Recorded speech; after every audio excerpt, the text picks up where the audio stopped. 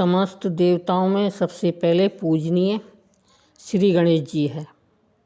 सबसे पहले गणेश जी की यंत्र की पूजा और साधना करनी चाहिए। इसके लिए किसी भी शुक्ल पक्ष के बुधवार के दिन घर पर किसी भी स्थान को शुद्ध करके एक लकड़ी की चौकी या पाटा रखकर उस पर लाल कपड़ा कोरा वस्त्र बिछा लेना चाहिए और उस पर तांबे के यंत्र पर उत्कीर्ण गणेश यंत्र की स्थापना करनी चाहिए। यंत्र को स्थापित करने से पहले उसे पंचामृत अथवा गंगाजल से स्नान करा लेना चाहिए। पूजा में दूर्वा, लाल चंदन, लाल पुष्प, अक्षत अर्पित करना चाहिए। धूप दीप के पश्चात मोदक का नैवेद्य भोग लगाना चाहिए। मंत्र जप के लिए लाल चंदन या रुद्राक्ष की माला का प्रयोग करना चाहिए। श्री गणेश जी विघ्नों का विनाश करते हैं, इसलिए ज्ञान, बुद्धि, धन, संपत्ति, यश, बल, प्रतिष्ठा, कार्य सिद्धि और सुरक्षा आदि की प्राप्ति के लिए श्री सिद्ध गणेश यंत्र का पूजन अवश्य ही करना चाहिए, जिससे सारे संकट दूर हो जाते हैं और विघ्न बाधाओं से परे वह विपुल वैभव और संपत्ति को प्रदान करते हैं।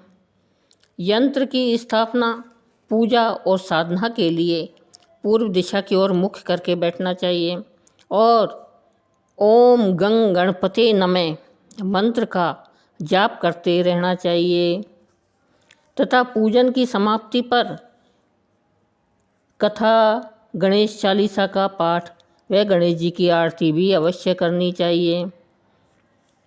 गणेश चालीसा के लिए बाज़ार में छोटी छोटी किताबें मिलती है, उससे गणेश चालीसा का पाठ करें। बोलो गणेश जी भगवान की जय। प्रत्येक बुधवार को श्री गणेश जी के 12 नामों का उच्चारण करना चाहिए। इन नामों का उच्चारण करते हुए गणेश जी को दूर्वा अर्पण करनी चाहिए। इससे पहले सर्व कष्ट निवारण मंत्र का उच्चारण करना चाहिए। वह मंत्र इस प्रकार है: ओम गंग गणपते नमः दूर्वा कुरान समर्पयामि नमः।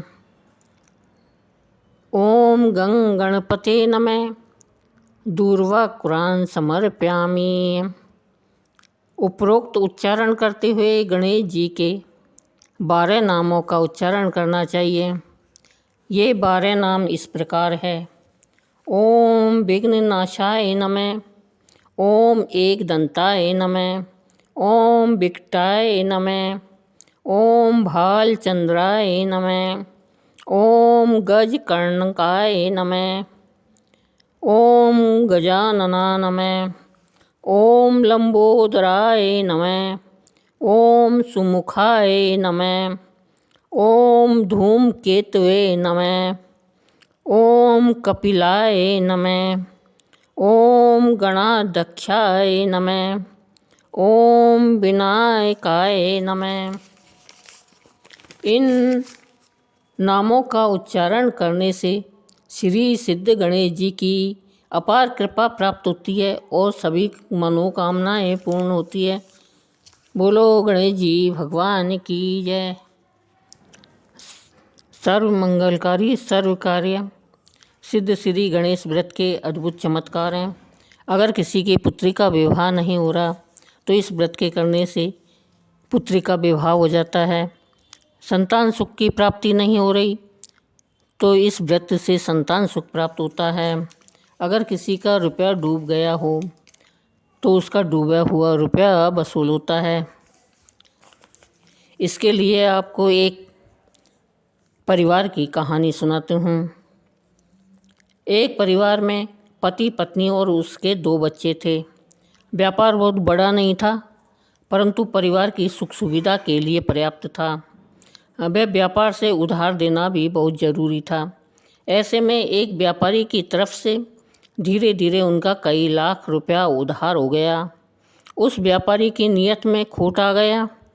वह उधार चुकाने में रोज़ रोज़ नए नए बहाने बनाने लगा। उन्हें माल देने वाली कंपनियों ने साफ कह दिया कि यदि सही समय पर उनका पैसा जमा नहीं करवाया तो कंपनी उन्हें माल देना बंद कर देगी।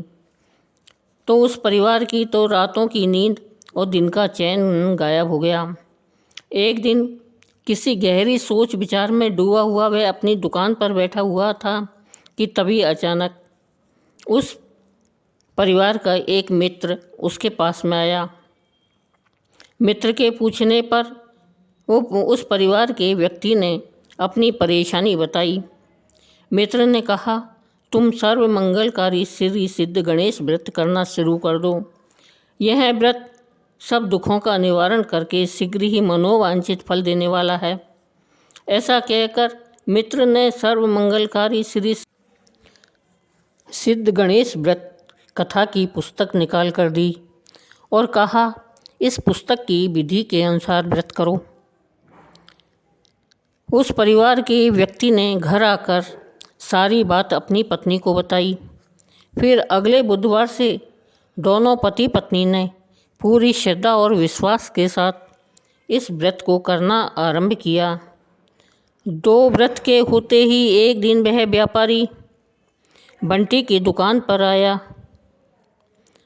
और कहने लगा, उसे माल बेचकर बहुत लाभ हुआ है और उसे अब ज़्यादा माल चाहिए। साथ ही उसने पुराना उधार चुकता करके अगले माल की पेमेंट भी एडवांस में दे दी। उस परिवार के व्यक्ति को इस बात का चमत्कार देखकर वह भाव विभोर हो गया। बोलो जय श्री सर्व मंगलकारी श्री सिद्ध गणेश भगवान की जय।